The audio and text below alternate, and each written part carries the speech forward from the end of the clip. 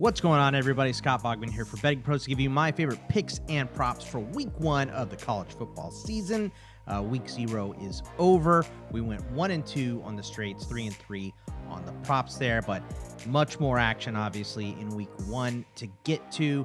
Before we get to it, let me remind you guys, if you are looking to up your game in sports betting, join our exclusive sports betting Discord community at bettingpros.com/chat. Not only can you connect with expert handicappers who provide free picks for NBA, NFL, MLB, NHL, player props, live betting, and more, but now you can also participate in our weekly community picks, cast your vote, see how your picks stack up against the experts, and track your success. Do it today. Check it out over at bettingpros.com/chat. All right, week 1 bets. You've heard some of these, most of them probably, on the other shows this week. But let's start with Auburn -2 at Baylor. This is one you haven't heard. I also like the over in this game at 58. And when we break this game down, I know a lot of people are on the Baylor side. Baylor is at home, and I get that. For me, the reason that I like Auburn in this game is because I think Auburn is a team that was about a quarterback away last year, right? You've heard that expression in the NFL a lot.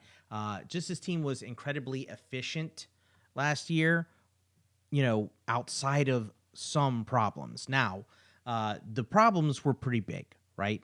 The problems were that they could not score the ball in the red zone. They're 105th in red zone scoring, and they were well worse than that. I believe 119th in turnover margin. They were -9 for the season. They didn't score when they had the opportunity, and they turned the ball over at awful times. That's from quarterback play. That's from some bad quarterback play. Other things, bad luck, bad bounces, breaks, whatever. But I think with a team like Auburn still has, recruited well. They have a lot of superstars on the squad, still a high-level SEC team. Now that they have Jackson Arnold there, transferring over from Baylor, getting the offensive line that he never had at Oklahoma, I think that Auburn is going to look very good in this game at Baylor. Baylor's offense is no joke, right? They're a little more lopsided. I think they're better on offense. They're not quite as good on defense. Maybe there are improvements made this year. It's week 1. This is a tight game. Tight games have tight margins, tight lines. One play could bounce one way or the other. If you don't like the line on it, you don't like the side, I also like the over because both these offenses are pretty strong right now. It's 58.5 is the total. The line is Auburn -2. I've seen it going to 2.5. I would not take it if it got to 3. I think this game is tight, but 2.5, I think Auburn can win by a field goal or more. So I like the Tigers in that one. Let's go to Utah at UCLA. We're going to go under 51.5 in this game. And I know a lot of people are betting the over in this game, and I understand, right? Utah last year is another team that was probably very much a quarterback away, and they get Devin Dampier, the transfer from Tulane. Very good quarterback, going to improve that offense a lot, and their defense is already very, very strong. UCLA also had issues at quarterback last year. They get Nico Iamaleava from Tennessee. I really like this addition. Obviously, there was some drama. He got into camp late, blah, blah. So it's not the under that I like because, I'm not being a contrarian here. What I think is lost in the sauce a little bit is pace of play. Utah last year was 128th. And UCLA was 129th. I might have that reversed, but they were both bottom of the barrel, scraping the bottom of the barrel, which means the clock burns more between plays, and there's just fewer plays in a game when you have a low pace. So, yes, we got quarterback additions in this game. Should be a very fun one, but we also have a very strong defense. In Utah, I think UCLA's defense might still be ahead of where their offense is week 1. I do think their offense is going to improve. But I think for week 1, we have a lot of penalties, a lot of mistakes that set teams back as well. I think there's probably going to be a decent amount of unders, and that's one I really like. Let's go to the next game here. This one might be my favorite game of the week. Arizona -17.5 versus Hawaii, and it's because of what we saw from Hawaii last week. Yes, they did win the game. It was a fun game to watch. It had great storylines. We saw Aledo, the quarterback, gutting it out with this clearly gimping and ankle injury, and then the kicker from Japan who learned how to kick on YouTube, nailing a game winner. I mean, what an awesome appearance from Hawaii in week 0. But Now they got to travel all the way to Tucson, right? Just a big trip going to Hawaii from anywhere, right? Which is why Hawaii always has a pretty good home and field advantage, but their roster is not good. They held the ball for less than 24 minutes in that game.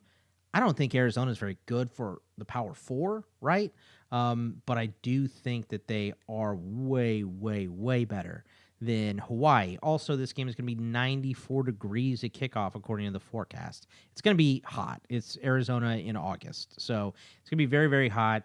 If that defense is on the field that long again, or maybe even worse, because, while, again, Arizona's not good, they're way better than Stanford, right? I just think Hawaii on the road, in the heat, all the travel, letdown spot, banged up quarterback, low time of possession. I have zero faith that Hawaii pulls out this game or makes it close. I think Arizona rolls in this one, even though they're missing their best player from last year, and Ted McMillan being one of the top draft picks in the NFL. I'm going to lay a lot of points here. These are my two biggest point spreads that I'm laying. Arizona, it's at 17.5, and we're going to go Indiana minus 23.5 versus Old Dominion. And look, I didn't forget that Old Dominion snuck up on South Carolina in the opener last year. I didn't forget that. I understand that is a point. Ricky Ronnie had those guys ready to go. Coach Sig, 7 of the 11 wins that they had last year were more than 24 points. This spread right now is 23.5. It might balloon up on Friday, 24.5. We'll see. I don't really care. I think Indiana is a much, much, much better team than Old Dominion. I think they're very disciplined as well. Coach Sig always, has preached that. His team ranked first in all those efficiency metrics and PFF grades and all that stuff from last year. Obviously you lose Curtis Rourke, but they brought in Mendoza from Cal, great quarterback option, one of the top, draft picks on a lot of mock boards and all that stuff. He's after that top group right now, and he has room to improve. They have a lot of returning production. They're in the 30s in returning production on both sides of the ball, and brought in good transfers on both sides of the ball as well. I just think they're a much, much stronger team going into week one. And, look, week one, we just don't know a lot. I have more bets on here than I thought I was going to have, but it's week one. Things are new. We're learning a lot of things about these teams, so that's why I like some of these lopsided games. I think maybe we're not giving some of these favorites enough points. Let's lay Kentucky minus 9.5 versus Toledo. I don't like this as much as I liked it earlier when it was 7.5, 8.5. But 9.5, I think, is still pretty good. Toledo's a good team. They're a good MAC team. They're the first rated roster strength in the MAC. But Kentucky may be a bottom feeder in the SEC, but that does not make them a bottom feeder nationally by any stretch of the imagination. And they are 8-0 against the MAC under Mark Stoops. So I just don't see this. I don't see this game being as close as some people are making it. And our boy Seth Wilcock, he loves Toledo. I think he has a ticket for them to win the MAC. And we don't typically disagree that much, but he's on the Toledo side. Toledo's a good team, and Kentucky had some embarrassing games last year. They had one of the worst performances I've ever seen in my life in a college team last year when they played South Carolina. I don't know if they were all hungover or what. That game was early in the morning, and they got absolutely massacred by South Carolina. And then they show up against Georgia, which is just so strange. This team was very bipolar last year. Zach Calzada's coming in from Incarnate Word. Yes, he burned out a couple times before, but he went Incarnate Word, got some confidence. I think they're going to roll in this game. They need this game, too. If they want to make a bowl game, there's not many wins on their SEC schedule. They got to get to 6. I counted it up yesterday. I think there's 4 there for sure. They're going to have to win 2 wild cards, and I counted this as a for sure. I don't know if it's a for sure, but I do think they should win this game going away.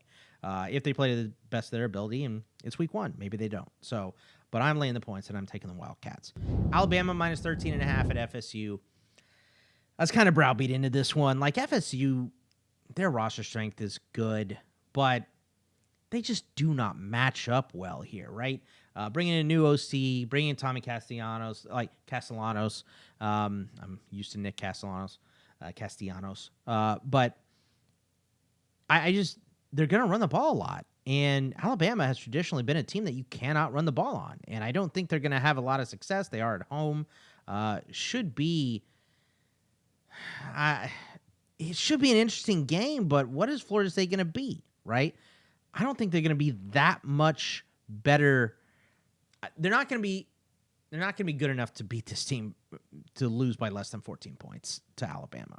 I think Tommy Castellanos is going to have some issues, especially after, Terrell made the point on the Wednesday show. He opened his mouth. He gave them bulletin board material at the ACC Media Day. Not a smart decision to make, young man. So I would love to see him pull it off in an upset. And it'd be the opposite of what happened in Florida State last year, right? They lose to Georgia Tech and Ireland. This year, if they beat Alabama, it would be the absolute opposite. I don't see it happening. I think Alabama's passing game and their offensive efficiency is going to be better, right? It was a little static with Milroe. He was very, very athletic, unbelievably good, and possesses all the tools to be a great quarterback. I think he just needed reps. I don't know that he had enough to be starting for Alabama last year, which is kind of crazy. He went in the NFL draft to the Seattle Seahawks. So, I just think Ty Simpson's going to come in here and make this team a better passing team. Obviously, they ran a lot last year. It's just going to look different, but got to get Ryan Williams the ball a bunch. I think they're going to be able to do that, and I think Alabama rolls. No pun intended. Let's go to Tennessee minus 13.5 for Syracuse. This is absolutely about the fact that Syracuse lost way, way, way too much to, I feel like, be very competitive in this game. Yes, Tennessee did lose Nico Iamaleava, late in the process. He was their quarterback, but they brought in a guy in Joey Aguilar that has started a ton of games and has a pretty good track record coming over from App State, and now he has SEC-level weapons. So I think he's going to be pretty strong. Syracuse is one of those teams that can bow up in the ACC and look good every once in a while, but then they go right back down to obscurity, and I think we might be seeing that. Like Steve Angeli had a good drive for Notre Dame when Riley Leonard got hurt at the end of that half. I'm not saying it's an impossibility for Syracuse to be good enough to win a bowl or, maybe a little bit better than that. But I don't think it's going to happen week one, not against Tennessee on the road. I just think that this team is going to need a little bit of time to build because you lose your quarterback, you lose your starting running back, you lose your number one wide receiver, you lose your tight end in Gadsden, right? Like, the biggest pieces of what made this team a success last year are gone. So I just don't have a lot of faith in Syracuse. And I think Tennessee is pretty middling for an SEC team, but I think they're way, way better than Syracuse. So I'll lay the points and I'll take the Volunteers. Last one, Tulane minus 4.5 versus Northwestern. And I know this one is bet the opposite. A lot of people are taking Northwestern. They brought in Preston Stone, so it should be much better at quarterback. Roster strength is pretty even. Obviously, Northwestern is a Power 4 team, but they're about 20 spots below Tulane. But Tulane losing Dampier brought in Jake Retzlaff, who got another guy late in the process, right? And I think that's why we're getting this Northwestern kick, is because Retzlaff showed up way late in the process. Should be the quarterback here for Tulane. He has a lot of experience at BYU. He obviously broke a school rule, and that is why he is no longer at BYU. So, but Tulane gives him a good opportunity. And Northwestern, I don't know.